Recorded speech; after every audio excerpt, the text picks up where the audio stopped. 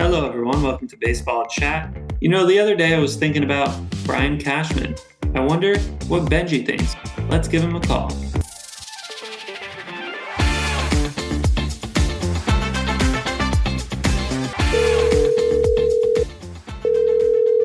Hey, Joseph.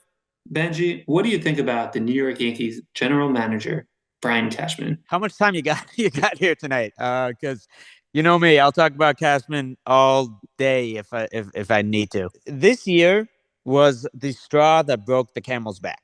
He literally looked at the trade deadline. He looks at the Yankees roster. He sees, hey, we have Judge back. Hey, Cortez is coming back. Loaizaga is coming back. You know what? We're fine here. We don't need a left fielder. We don't need a third baseman. We don't need a catcher. We got our captain and great outfielder Judge coming back already. We got another starting pitcher in Cortez. We got a reliever in Loaizaga. Even though the Yankees bullpen is number one in relief ERA, he's like, you know what? I'm going to go out and get two more relievers. He sits back at the deadline and he's like, hey, Joseph, do you remember those memes, that meme of the dog in the house that's catching on fire and the dog saying, this is fine. Do you remember those ones? Because that is basically what Cashman did at the trade deadline. That's essentially what he did. And I will say this, after last year and the Yankees make it to the ALCS again, this time getting swept, the only thing he did differently was re-signed Judge, so the same player we had last year, and signed Carlos Rodon. That was it. That's all he basically did in the offseason, signed those two. He didn't try to get an upgrade for third base because Donaldson was there. He's like, I'm going to go with my 37-year-old former MVP. He didn't try and get an upgrade at catcher because he liked the defense that Trevino and Higashioka brings.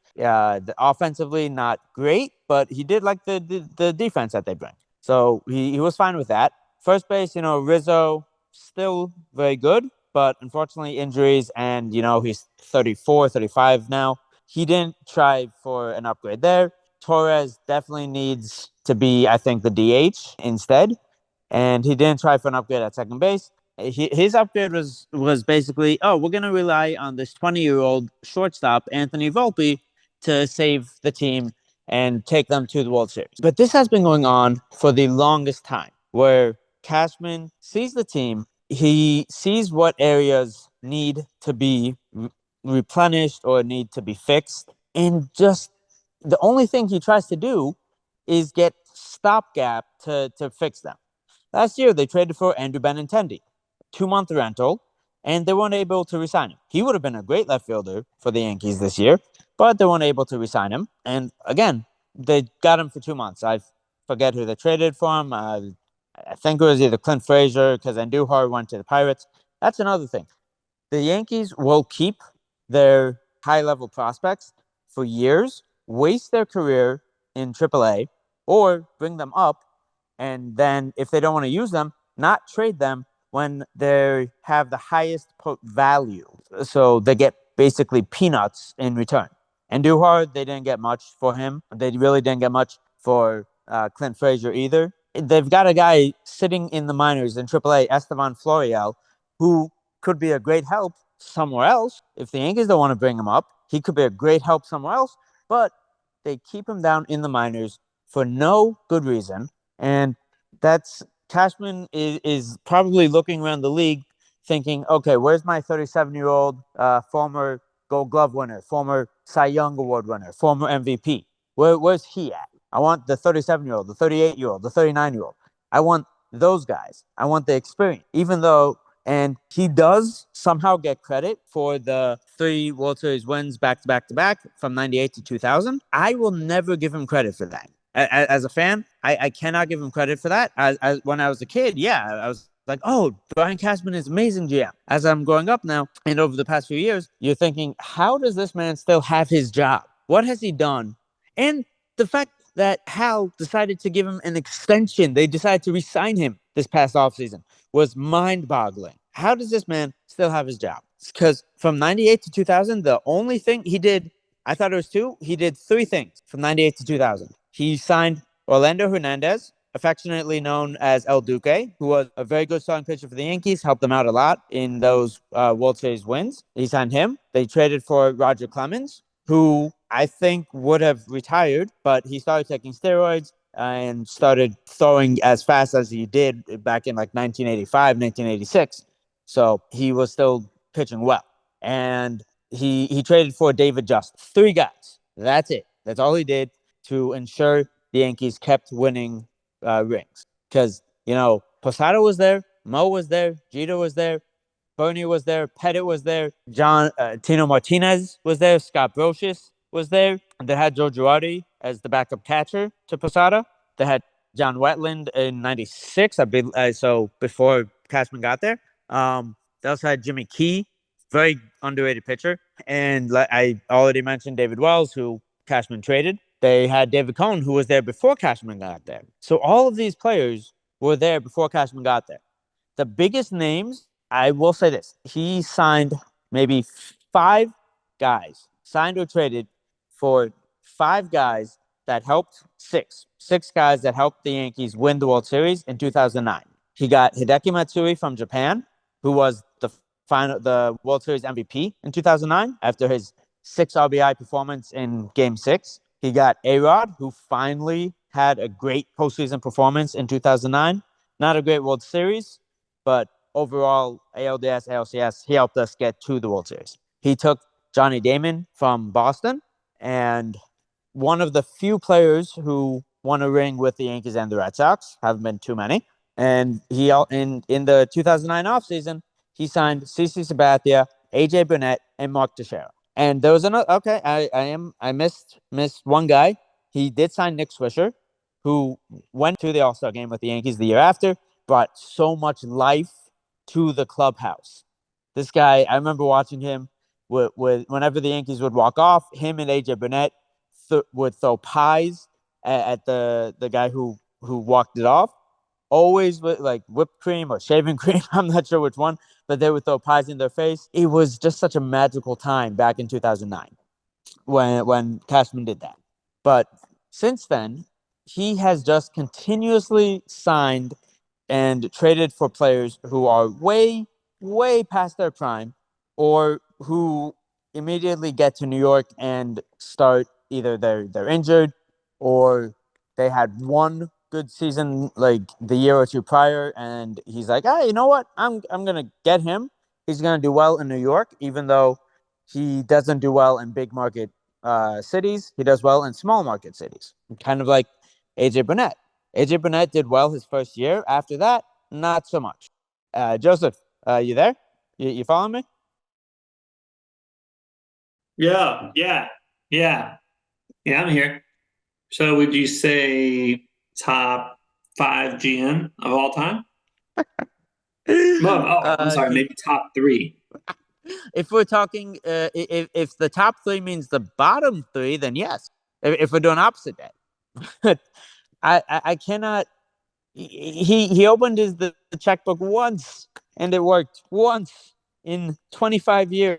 He always goes after guys like I was saying before that's like 37, 38, 39 years old. Okay, so 2004 he brings in Kevin Brown, 39-year-old, and 27-year-old Javier Vasquez. So I'm going to check out both of their stats for the season and let me tell you Vasquez's stats. Okay, 14 and 10. So, yes, he did win 14 games. But he had a great first half of the season with the Yankees because he was somehow an all-star. So he had a great first half. But he ended the season with a 4.91 ERA, basically nearly giving up 5 runs a game. The only reason he has a winning record is because the Yankees' offense in 2004 was phenomenal. I made a mistake. Cashman did also bring in Jason Giambi to play first base. He did get him, but still, that 04 offense, Jason Giambi, Gary Sheffield, Hideki Matsui, Alex Rodriguez, Derek Jeter, Jorge Posada, Bernie Williams. The only bad offensive position was Tony Womack at second base, and I will bring up Tony Womack, who again was old as heck. So, but Javier Vasquez, 14 and 10, 4.91 ERA. That is not good. That is not a good ERA. he also gave up 33 home runs that year, which is astounding. How do you give up 33 home runs? So that was one guy he got to replace Andy Pettitte. Now, Kevin Brown, the 39-year-old who he came in third in Cy Young Award in 1998, and he goes 10-6 with a 4.09 ERA. And again, that's not a good ERA. The only reason he has a winning record was because, like I said, the Yankees offense was so dominant that year that you could give up, that they were scoring about 5-6 runs a game. So the pitchers could relax a little bit. Plus, they had Mariano Rivera, greatest closer of all time, in the back end of the bullpen. So the pitchers were like, hey, you know what? We can give up 4 or 5 runs. Our offense will carry us to where we need to go. And Kevin Brown also, like I was saying, the reason he only had 22 starts is because after a start against the Orioles, in which I think he gave up like 7, 8 runs, he punches the wall at Yankee Stadium and breaks his hand. So he was basically out for the rest of the season. I think he did start the ALCS game 7, or he came in to pitch after Vasquez was awful in that start. Basically, I don't like thinking about 2004 too much because as a young kid watching my favorite team go up in flames, but that was who Cashman brought in. Now, 2005, he goes out, and because, Javier Vasquez left I think he left in free agency or the Yankees traded him. Either one, he left. So now, 2005, he goes out and he gets 41-year-old Randy Johnson. Now, yes, Randy Johnson, big name. Definitely a top, definitely a top 5 pitcher in baseball in the past probably 30 years. But in 2005, at the age of 41, that's not a guy that you need to go out and get. He wasn't awful. He did win 17 games both years for the Yankees, but again, their offense was so stacked that he could have a 5 ERA and still win games. Another guy that they went out in 05 after they blew the 3 games to nothing lead in the ALCS in 04. I believe 37-year-old Kenny Lofton. Now, for those of you who don't know who Kenny Lofton was, oh no, my bad. Kenny Lofton was on that team in 04. He was 37 though, and he was on that team in 04. But for those of you who don't know who Kenny Lofton was, in the 90s, he was one of the fastest men in the game. I know nobody steals bases anymore, but in 1996, he stole 75 bases. He was a beast of a hitter. He finished his career just shy, literally as close as you can get to 300 without getting over it. He finished his career at 299. They were piecing together their offense in 04 with those guys. Tony Womack, who I don't like personally because he was the one who got the game tying hit off Mariano Rivera in 2001. So they get him in 2005 at 35 years old. And his last good year, what was that, 99? Yeah, I would say 99 was his last good year. He was very fast. He stole 72 bases. So 99, again, 6+ years earlier. This is a theme with Cashman, and it's been a theme for years. Like I was saying about Kenny Lofton, okay, his last good year was 1999. They got him in 04. So almost 6 years. This is his thing. He loves getting guys who are 6 years past their prime and cannot really help the team as much as he would like. I don't know who remembers the 2013 Yankees. I'll tell you some guys on that lineup. Travis Hafner, Ichiro Suzuki, Vernon Wells. Let's see. They also had Brian Roberts. They had him. They also had, I believe they had Russell. Yes, 2013 they had Russell Martin. For those of you who are wondering who those players were, basically the starters and the backups for the 2007 All-Star game. Alex Rodriguez still there. Derek Jeter still there. Ichiro still there. Reserves. Jorge Posada was a reserve on that in 07. Brian Roberts was a reserve in 07. They got him. And it was just so demoralizing to see how Cashman put together this team of 36, 37-year-olds way past their prime who couldn't help the Yankees now. They also had Lyle Overbay. And the only young guy on the team was Robinson Cano. Cano left after the 2013 season. The Yankees signed Jacoby Ellsbury, who was coming off a great season with the Red Sox. And unfortunately, injuries happen, and he never lived up to his 7 years, $153 million contract, which, if the Yankees just offered a couple more years to Cano, they could have had him. They could have kept Robbie Cano. And then who knows? Maybe they actually win the ALCS in 2017, even with the Astros cheating, because they would have had a lineup of Robinson Cano playing second base, Judge in the outfield, Gary Sanchez behind home plate. First baseman, I think, still would have been Tyler Austin because Teixeira had retired the year before. Third baseman, Todd Frazier. Again, another guy, as I bring up Todd Frazier, he was also yet another player who was past his prime and not good anymore in 2017. Nah, he was just in his prime, but he was 31 years old. He batted 222 with 11 home runs. He still had some pop. He was not the hitter that he was in Cincinnati. He wasn't even the hitter that he was in Chicago, where he had 40 home runs. And the, he couldn't really play defense that well either. Then the outfield, they had Clint Frazier, a guy they got in the Andrew Miller trade. Torres was not up yet. He would be coming up soon, and that was kind of interesting in 2016. The one time the Yankees sold a little bit because they tried making a run. They had a good shot with Gary Sanchez hitting 20 home runs in his first 134 at bats. So they had a good shot at making playoffs, but unfortunately came up just short.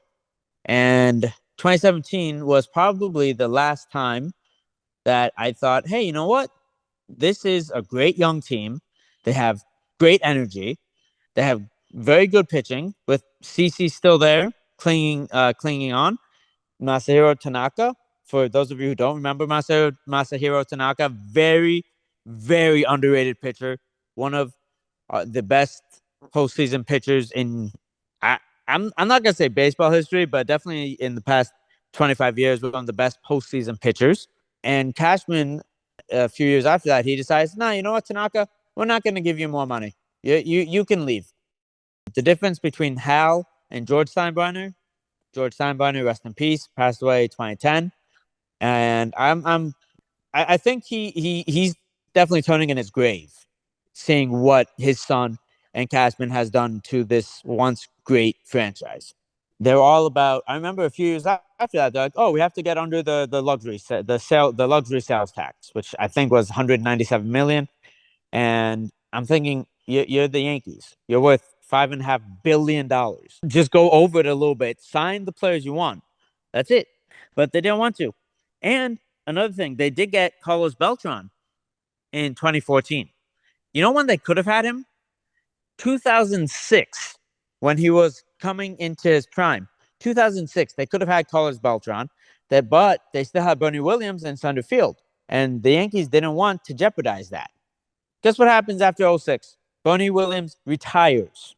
And Beltran goes on to play another, I think, 5-6 years with the Mets before he gets traded.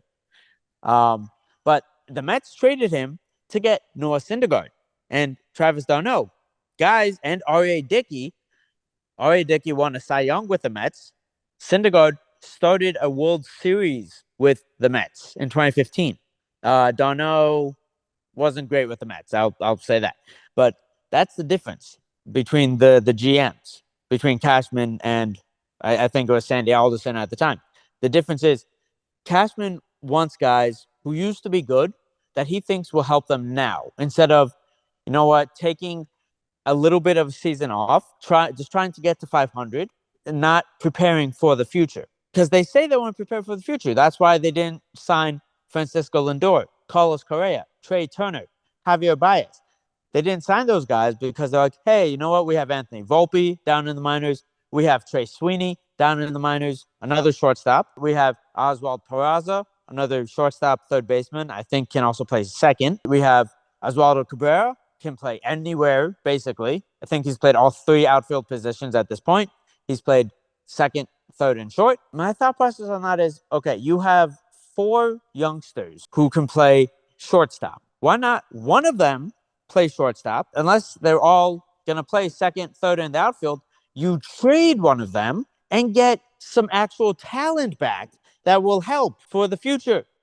My main point is this: Yankees fans, we should go to the stadium, do what the Oakland Athletics did. I think the Tigers did this also.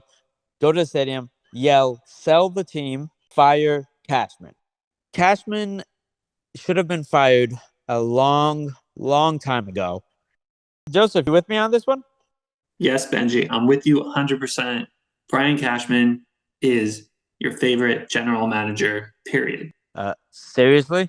Well, everyone, that's all the time we have for today on Baseball Chat. Thanks so much for joining us. But the rest of the season.